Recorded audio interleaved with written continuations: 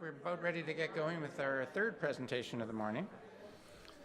And it's my pleasure to introduce MaryLou Wakefield, who I first met through CPRSBI. We were both on the board together. After I moved here from the Toronto area, the first thing I did was find a group to work with. I had been an IABC member in Toronto, and I hadn't had a lot to do with CPRS, although there's quite a crossover of the two in Toronto. And I came out here and discovered there was no real IABC presence out here, but there was a fabulous CPRS presence. So I got involved with the board right away, and I'd been on the board in Toronto, so they needed a secretary. So I was only here a few months, and I was suddenly the secretary of the board. And it's been great. I did all the jobs on the board, and now I'm a past president, which is kind of nice because you don't really have to do anything. And I met MaryLou at that time. She was the membership chair, and then while she was on there, she didn't tell us anything about it, but her husband, Glenn Wakefield, who happens to be here, who's come to hear his wife talk about his adventure, she started this blog, and she started writing up this trip, and we started following it, and it was fabulous. And we paid attention to that, and then later there was another one, and you'll hear all about that. But it's a pleasure to bring MaryLou here to talk to us as a CPRS member, and also to talk about the growth of what she's learned from the process. It's a fabulous story, and it's also been really interesting to hear how it starts to apply to a business that she has now started. And really his story has sort of taken over really her business and her life. So it's my pleasure to introduce MaryLou Wakefield.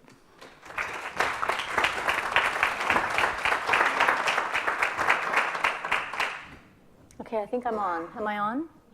I'm on. This is as close as I'm ever going to get to Madonna. Thanks, Dave. It's a real pleasure to be here today, and I'm really excited to be able to share my story with you today. It's great to look out in the audience and see a lot of familiar faces, CPRS and other colleagues from over the years. And I just wanted to ask, with a show of hands, how many people in the room right now feel that they are a storyteller? Awesome. Well, that's great. I think Norma was saying that we're coming back to story, and I couldn't agree more, and I'm also really pleased to see it. I have a lot of good things to say about storytelling. So today comes with a little bit of a warning. There's going to be some emotions in this presentation today, so I'll just get you geared up for a little bit of that later on.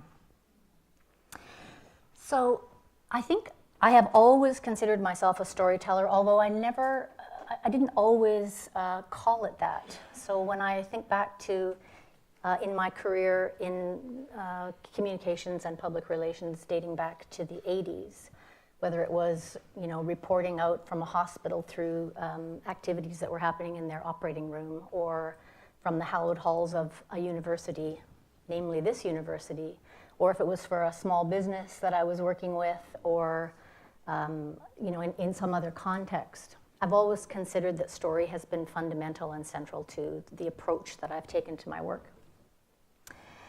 But I've really wrestled in this case to try and describe it in a very succinct way, because I've tried several times to wrap it up into a package and put a bow on it to please the likes of a book publisher. And it's kind of a hard story to put in a box. It's part daring adventure. It's part love story. What happened? Sorry. It's an epic journey, and it's a story mostly about connection, and that human connection. And at the end of the day, what I know for sure is that there's always more than one side to every story. Secondly, you don't have to go anywhere to have an amazing adventure. And thirdly, that it's the interior journey that really matters. So with that, where does the story start? This story has been unfolding over a lifetime. And as Dave said, I'm very honored to say that my husband Glenn is here today to listen to my side of the story in some ways. So when he, over the years, has told me the story of his passion for sailing, what I hang my hat on always is a moment that he described to me growing up in Victoria and being a small boy and being fascinated with the ocean from the time he was very, very young. And the story is that he was down at the beach, as he usually was, fashioning little boats out of pieces of bark and pushing them out into the water, and sort of being captivated by that and turning to his mom and saying, one day I'd like to sail a boat on an ocean. That to me was really the beginning of where this story starts. Now, where did he get that idea from? He also told me that growing up in his household, there were very few books, but the books that were there were read to him over and over again, and they were captivating. Books like Trekka, Around the World, a man from Victoria who sailed in a 21-foot boat around the world, one of the early influences. Another one, Sir Francis Chichester, Gypsy Moth Circles the World. So you're getting the idea. It's no wonder at a very young age, some of these seeds start to be planted in his mind. I enter the story, that's me on the right, around 1980. Glenn and I met, and he started to introduce me to his world, the world of sailing, and give me a sense of the passion that he had. And I realized that it wasn't really about the boat, and it wasn't really about the ocean, but it was about the adventure. One of our first ever trips, and this photo was taken on that trip, was in 1980, and we sailed on his boat called Sanu Sanu, which means hello in East African Hausa language.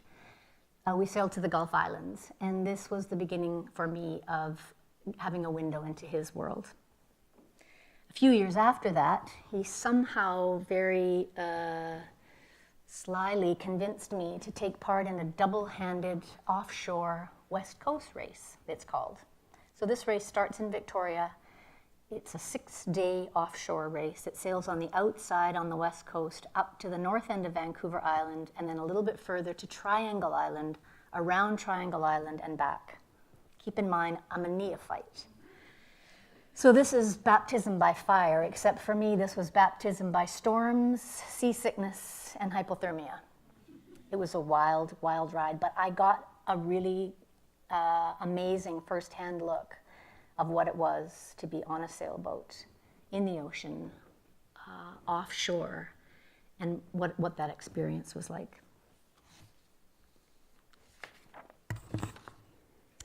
So marriage, and then 2 kids, and a lot of water under our keel later, we made one of those decisions that you look back on and you go, yeah, that was really where our lives changed. And this decision was to take our 2 young daughters, 9 and 11 at the time, and to pack up our house, take a leave from our jobs, let go the lines, as they say, and sail offshore. So we sailed across the South Pacific. Glenn took the boat a large part of the way on the initial leg. The girls and I met him, and together we sailed across the South Pacific to New Zealand, whereupon we ended up selling our boat. We then traveled in New Zealand for about 3.5 months by land, and from there went to Australia, where we traveled for 13,000 kilometers around Australia, every nook and cranny, and eventually to South Africa. And so to say it was a year like no other. It was one of those years where you meet people in a circumstance where the playing field has been leveled. You're all in a situation that's a little bit unusual, but nobody cares about, the house you live in or the car you drive or the letters after your name or what the job title on your business card said. Nobody cared. We were all the same, but we were all doing something really extraordinary. And the bond that we made with each other still lasts to this day. We still are in communication with a number of people that we met on that voyage.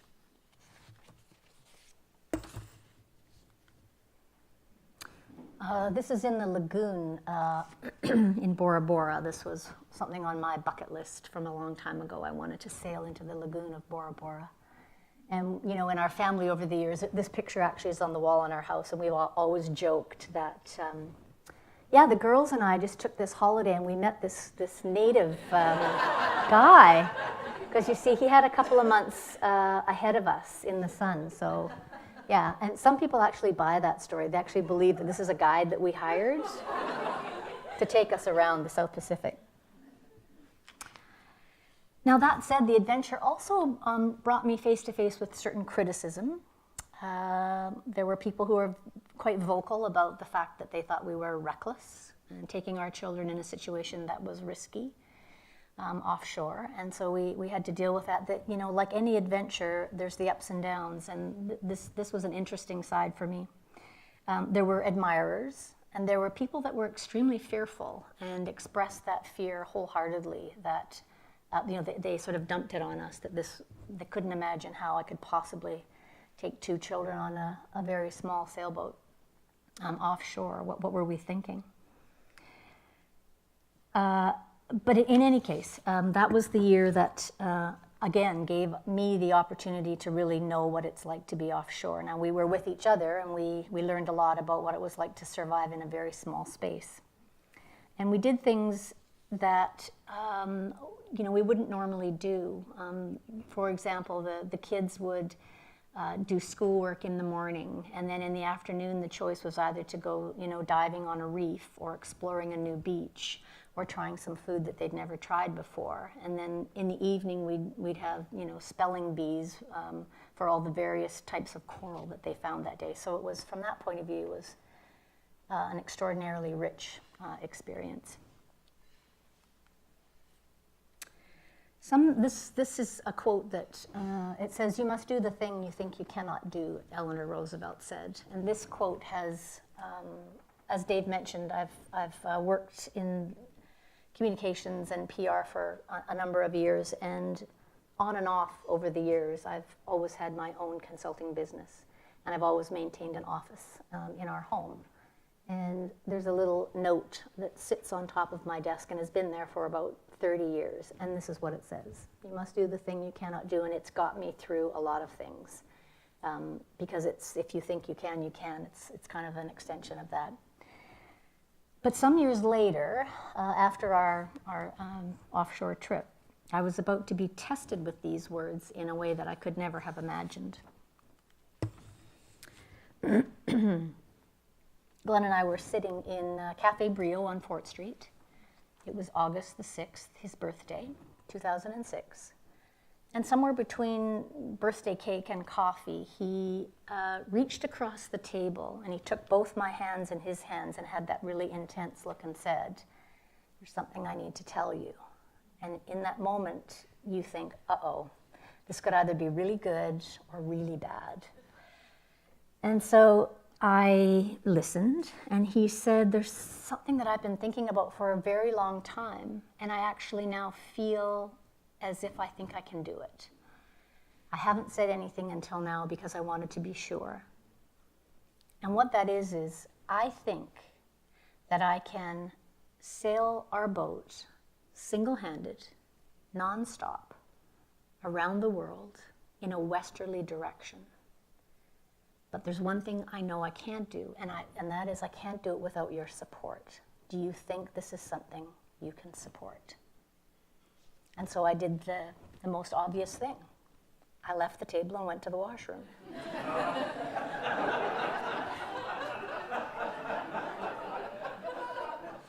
You know, what a question. I mean, I completely froze. I didn't know what to say. I didn't know how to process this. I thought, okay, well, let me just see if I've got this right. You're going to leave for a year. You're going to fulfill your life's dream, and I'm going to stay home and work and have the kids in the house. Do I have this right? But I'm not bitter. Not only that, so I knew it would be the greater part of a year. I knew that it would be extremely dangerous because he would be on his own, and yet I was being asked something.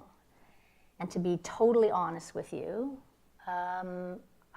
it took me a long time to get on board the process. I wrestled with it. I thought if I say yes and he goes and something happens, If only I'd said no and he didn't go, everything would be fine. If I said no, I can't cope with the pressure or the stress of that, then I don't know if I could have lived with myself knowing that I was the person and I was going to let my fear get in the way of him fulfilling his lifelong dream. So weeks and weeks and weeks later, I finally wrestled it to the ground and decided that this was something that I could step up to. And so I said yes, and fully supporting meant fully supporting in every way possible. So that meant, everything from helping him get ready to, planning that year without him and all the things that you do. But the one part that I didn't really think about too much was I didn't really, here's the personal, a little bit of the personal side. I had no idea how I was going to let go of him and let him do this. And I'm choosing my words carefully here. It's not letting him go, because that kind of sounds like I'm giving him permission, which is not permission. We're adults. I don't give him permission to do things, and he doesn't give me. But letting go of him, and how could I? We'd been married at that point for about 25 years. It's the love of my life, the father of my kids. That was one of the hardest parts ever to deal with. However, I knew at the end of the day, if not me, who, and if not now, when. So I said yes. And this quote floated across my screen one day that says, "All men dream, but not equally. Those who dream by night in the dusty recesses of their minds wake in the day to find that it was vanity. But the dreamers of the day are dangerous men," and this is very appropriate, "for they may act their dreams with open eyes to make it possible." An unlikely source for a quote, you might think, because it comes from Lawrence of Arabia. An unlikely source of inspiration for a sailor, but nevertheless, this I think sums up what for him was the dream. It was something that was part of his life from, as long as he can remember. So that was a responsibility that I felt I had as well. If I could lend my support to something that would fulfill his life dream, knowing that it would be difficult on my part, I defaulted to, I think I can step up to this. So this is what the dream looks like on a map. And I've got this cool little laser. Awesome. Oh, wait, how do I do this? I'm gonna go here. So can you see? So this is obviously Victoria here. So part of the challenge, and when people say to him, "Glenn, why west about? What's that? What's going on there? I mean, don't you normally go east?" He had said that the biggest challenge that he could set for himself was to do a west about circumnavigation, and here's why. When you sail west from North America, you're sailing against the wind and against the current. It's what sailors call sailing uphill. And he did get this question frequently, like, why the heck would you do that? And again, I think he wanted to set himself the biggest challenge that he could think of, but one that he actually truly believed in his heart of hearts that he could do. So here's Victoria, British Columbia. So this circumnavigation was going to take him south and west, under New Zealand, under Australia, under Africa, which is here, under South America, bit of a right turn. As he said, it's one right turn around, another right turn, and home. Piece of cake. What's the big deal? And back. And about 30,000 nautical miles, give or take. So his job, because, I said yes, and he was going to go, so we had to kind of divide and conquer. His job was to sail our boat, and the boat was called Kim Chow. To sail the boat as quickly as he could and as safely as he could, and get back in one piece. I'm going to fast forward at this point because I should have said this at the beginning, and I'm sorry about that. This was, I said it was 2006 when we were sitting in the restaurant having the conversation. He left the following September 2007. And he made it to about here. 221 days, nonstop, alone, westerly. And after about 4 or 5 days of severe, punishing storms, and the boat being knocked down twice, the boat suffered a fair amount of damage. The life raft was torn off the deck. The dodger, which is the protective piece on the deck that prevents you from the waves crashing into you, was ripped off the boat. The windows along the side of the coach house were smashed. Water got down below in the engine room. He was tossed out of his berth because the boat went over and knocked unconscious. And so after this happened and he realized that he couldn't go on, or he was contemplating what his options were, he got on his ham radio and decided to have a discussion with a fellow sailor who was nearby, actually close to, back up. Somewhere in here, not a circumnavigator, just another sailor. And the fellow said to him, Glenn, what's gone on? What's going on the boat? And he went through this litany of things that had gone wrong. And in the speaking of it out loud, because don't forget he's alone and he doesn't have the advantage of speaking things out. In the speaking out of it, I think it made him realize how severe the damage was. But another amazing thing happened, and that somebody else was listening into that call. And that man's name is Pablo Fall, and I will never forget Mr. Fall for many reasons, not least of which was Pablo listened to the conversation and said, Glenn, I've heard everything you've just said. I have a ship in the area, and I am very happy to dispatch that ship to you if you need assistance. At which point he said, and if you know Glenn, you'll not be surprised. He said, no, I think I'm okay.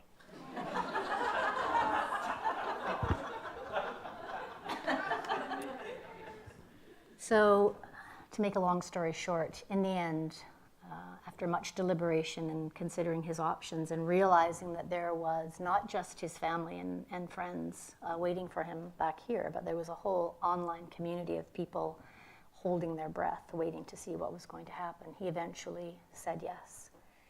And so Pablo Fall, who was the director of the search and rescue station in Ushuaia, in southern Argentina, dispatched a vessel to his side. And the weather was so bad that they had to stand off for 48 hours before they could go and get him. So that was the first attempt at a circumnavigation. Now, the sad part of that story, there's the research vessel and there's our boat, Kim Chow. Now that was the last time that Glenn saw the boat. In making the decision to be rescued, he had to leave the boat behind. And I brought this today because this is the only thing that we have, and it's a beautiful half model that a friend of ours made, but this is the half model that has a very prominent place on the walls of our house to this day with incredible memories. We sailed on this boat for many years, and to step off and save your life instead of fulfill your dream, I think was an amazing, amazing act of courage. Don't fall.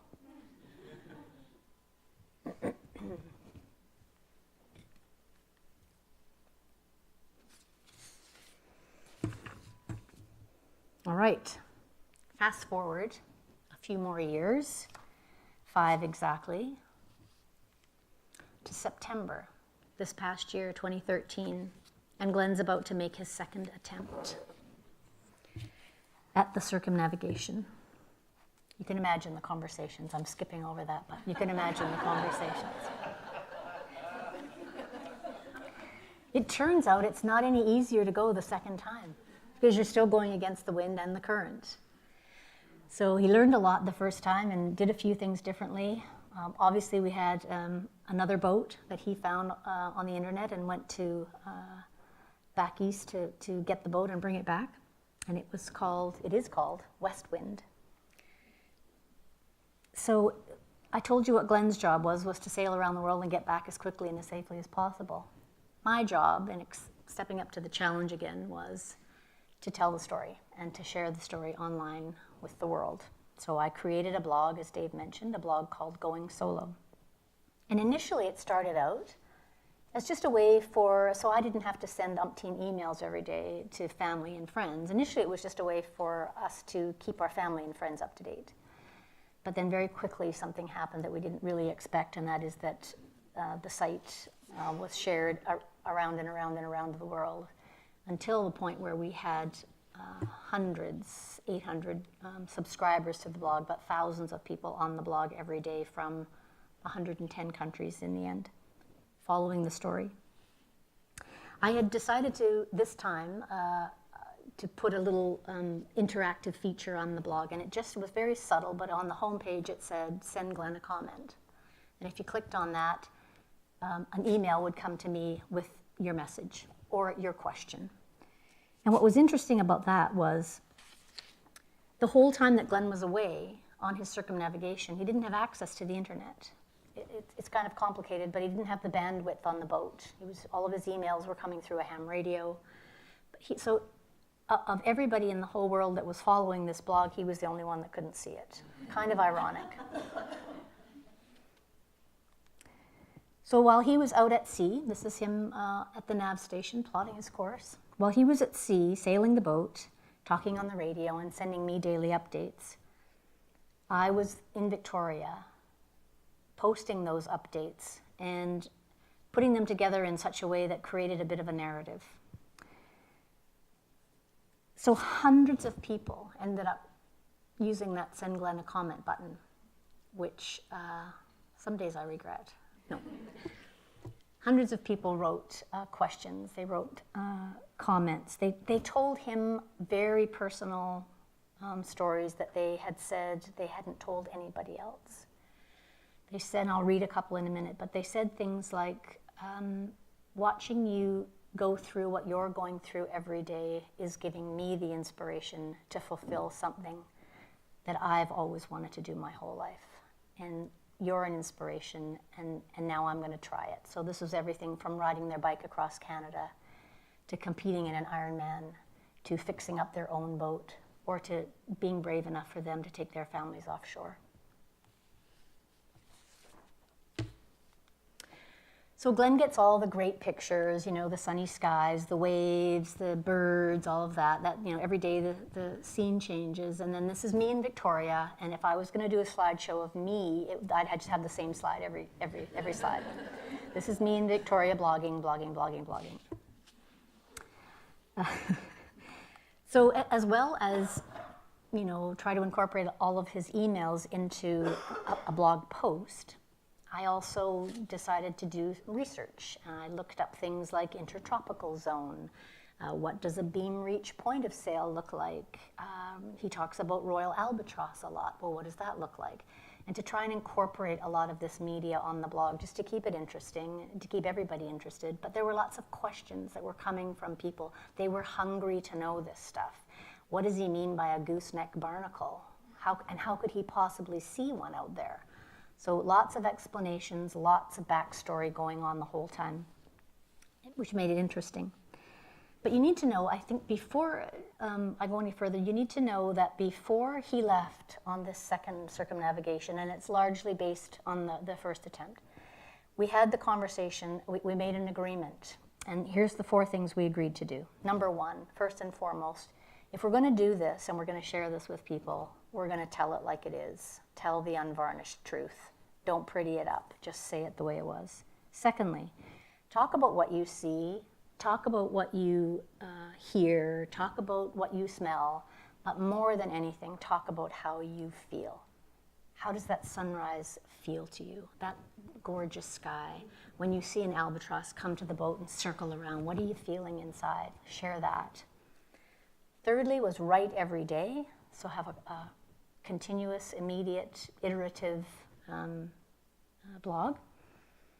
And the last one was, invite the followers, the audience, into the conversation. And this was this button I was telling you about. So with those parameters, we started the blog. So I want you to remember this slide when I go a little bit further and I talk a little bit about find a unique perspective. So this is a shot taken from the top of the mast of the boat as it's sailing in the ocean. And, you know, I know there are people in the room who are probably expert technically. The other thing you need to know is that this is a guy who's not a videographer. He actually is a carpenter. But he did an amazing, amazing job, I have to say, of shooting video on a moving target in an ocean in very precarious situations. And keep your fingers crossed that this video is going to load.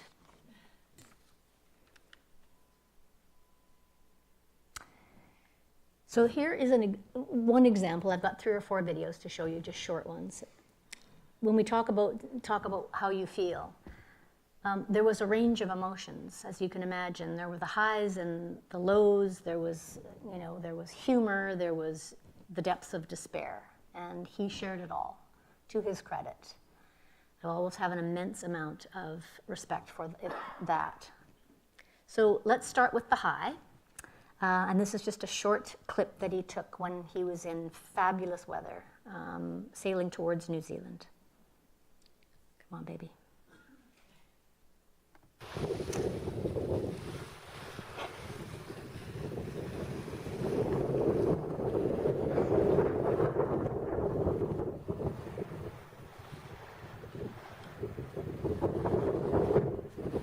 Well, here we are, just about 500 miles off the coast of New Zealand, and this is our 4th day in the high, and I thought I'd take full advantage of this lovely weather and come up the mast here and check everything out, particularly before we started off into the great Southern Ocean. So, hi from up here to everybody out there. And yeah, we're doing great. As you can see, fabulous, fabulous day up here, and all is well. Bye for now.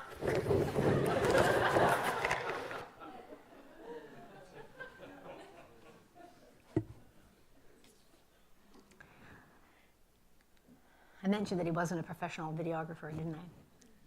I think he said later when he got back he was holding on actually with what you saw. He was holding on up there with one hand and holding the camera with the other.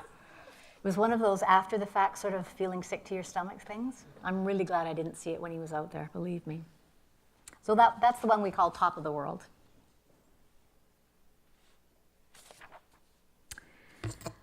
So Glenn is always, you know, people who know him know that he's a pretty engaged, excitable kind of a guy. He, you know, hard on his sleeve, very passionate about a lot of things. And he's kind of a guy that finds it really hard to hide emotions, especially the excitable emotions.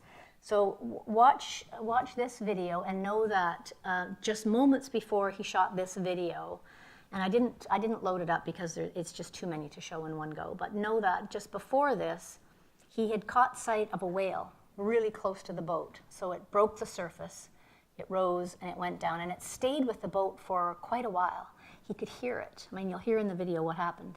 But he's so excited about what he's seen, and I mean, he loves nature and is really engaged just at the best of times. But this gives you some sense of what goes through the mind of someone who has, you know, been out at sea for, you know, I'm going to say at this point maybe 80 days, something like that, 80 or 90 days. And here's his reaction to seeing the whale.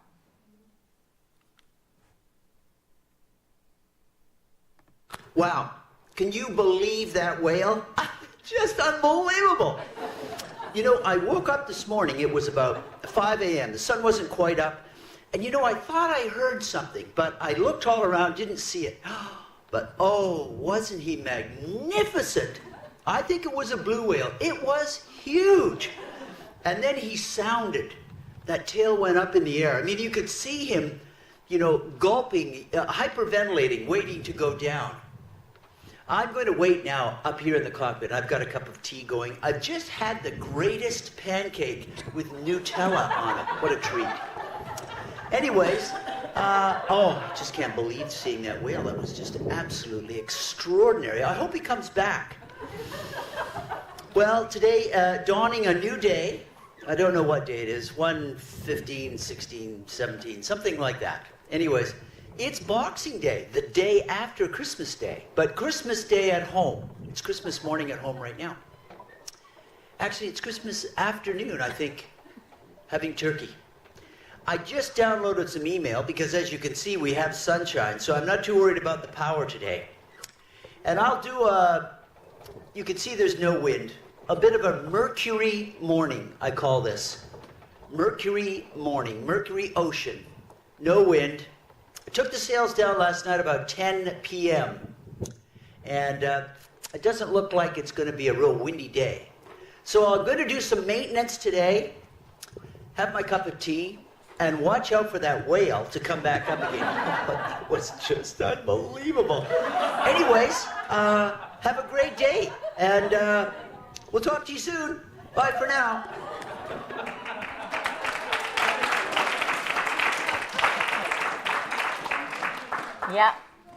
Yeah, that's typical. Okay, I'm gonna go. I've got 2 more to go. So, you okay watching these? A couple more. All right. So we've seen, the highs and the excitement, and he even found a little bit of room out there for a little bit of humor. Now this one's really short.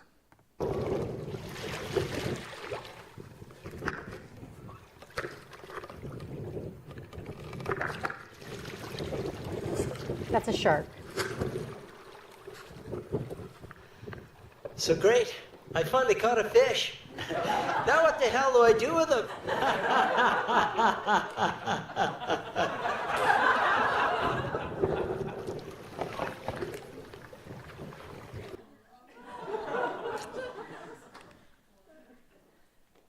Yeah, a bit of the bearded madman there.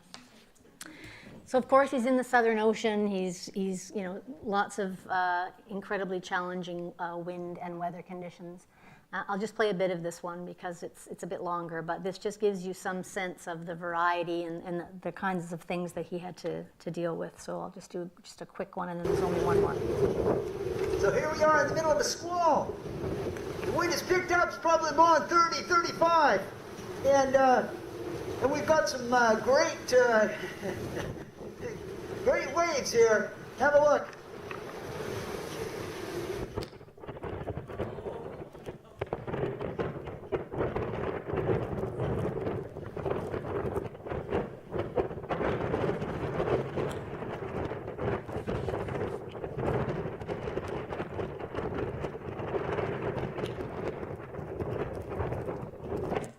Right.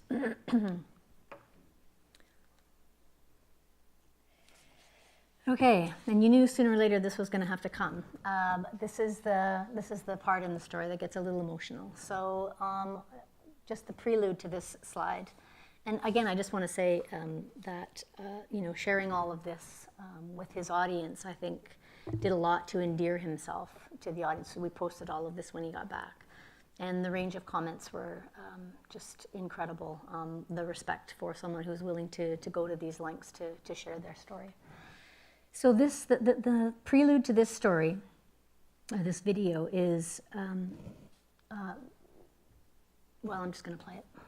And I'm not going to play the whole thing, but hang on to your seat.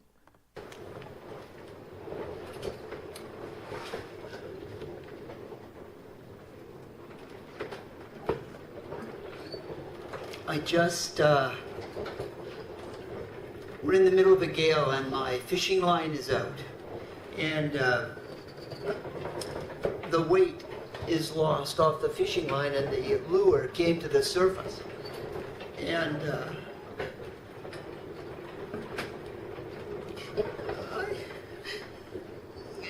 I snagged an albatross on the line. And he drowned and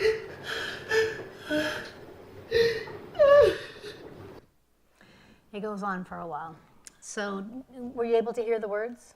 He snagged an albatross and the albatross drowned. Now, this is a guy who was, many years ago, prepared to go on a around-the-world voyage on a boat that was specifically, its purpose was to raise awareness of the plight of the albatross in the Southern Ocean and to work with longline fishermen to help them improve their fishing. So he has a huge affinity for albatross anyway. So when this happened, it was, needless to say, devastating.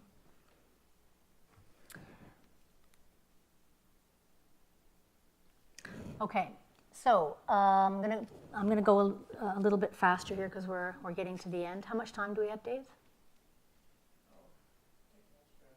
10 minutes, okay. Okay, so after 135 days on this second voyage, Glenn was doing rounds on the deck and found rigging damage, serious rigging damage, which meant basically it's the wires that hold up the mast, and they had failed on both sides of the forward and aft on the boat. And he had to make a quick decision, which was to turn around. So at this point, he was west of Western Australia, about, we'll say, halfway between Australia and Africa in the Indian Ocean, and had to make the decision to turn around and come back to Fremantle.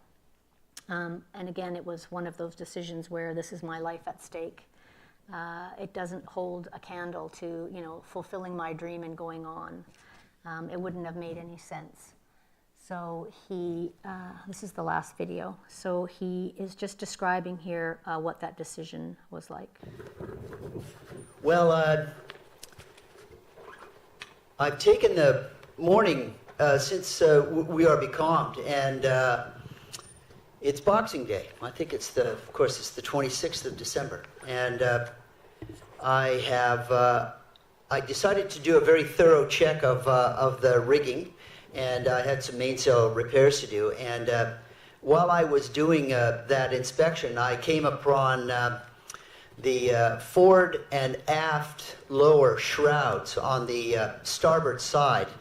I took the tape off the turnbuckles, and at the top of the swaging, the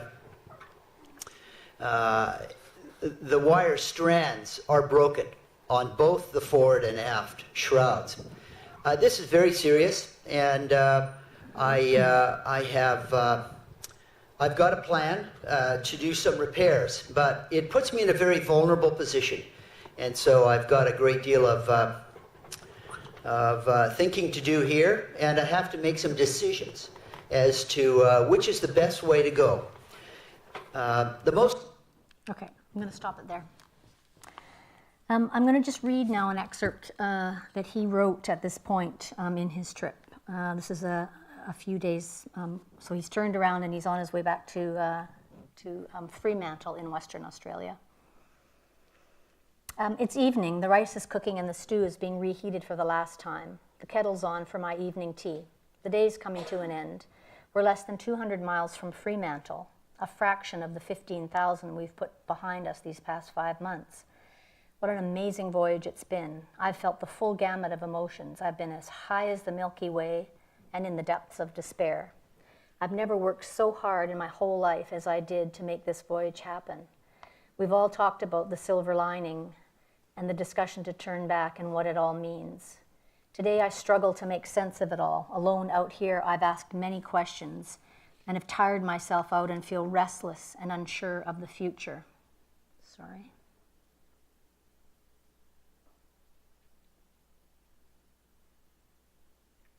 There we go.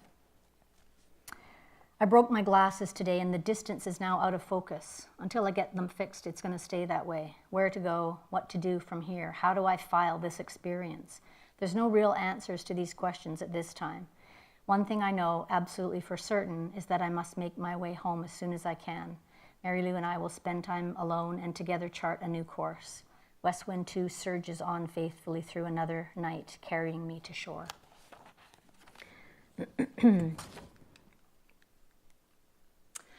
So, the boat ended up in Fremantle. The boat is still in Fremantle in Western Australia, and as a matter of just coincidence, in a couple of weeks, Glenn is going to go back to Fremantle and sail the boat to New Zealand, where it will stay for another season, and we'll go back to get it next year, hopefully. So, the communication side of this project, as you can imagine, is so personal and difficult.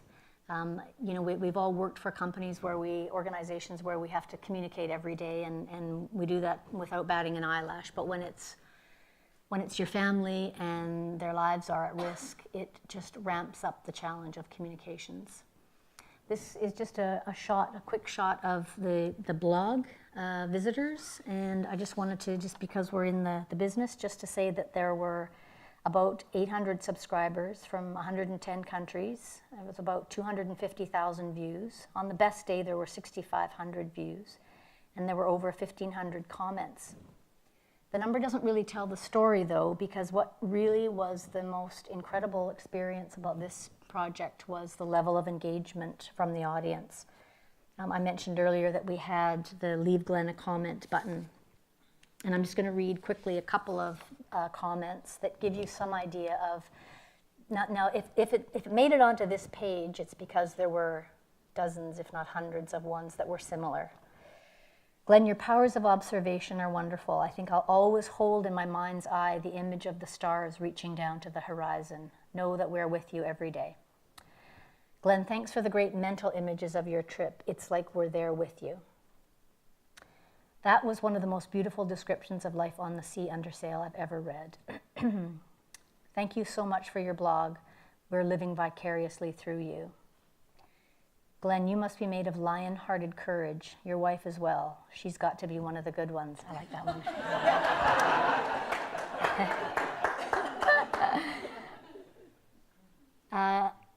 I want you to know I check in every day just to see how your adventure is going. I love the daily updates. I'm enjoying your journey vicariously. Makes us feel that we're all in the same boat. You're both telling quite a story. I don't doubt that the only thing more intimidating than sailing single-handed through the Southern Ocean is sitting at your kitchen table while your other half does it. Very insightful person, whoever that was.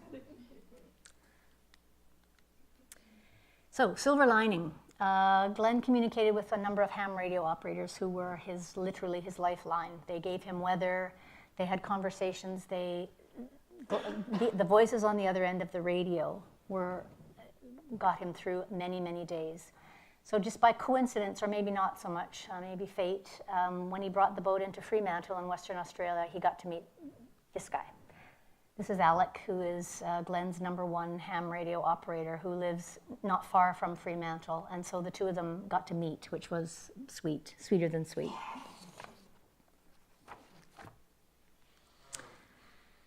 Now, while Glenn was away and this was all happening, I came across, and how many of you have heard of or watched the TED Talk of Brené Brown, who does research on vulnerability, and yes, seeing lots of nods, yeah.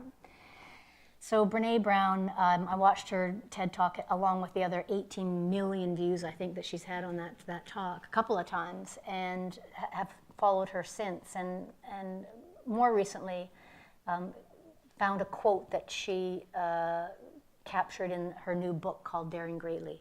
And I just want to read it. It summarizes for me how I feel about it. This is a quote from Theodore Roosevelt, and it goes, "It's not the critic who counts, not the man who points out how the strong man stumbles, or where the doer of deeds could have done them better.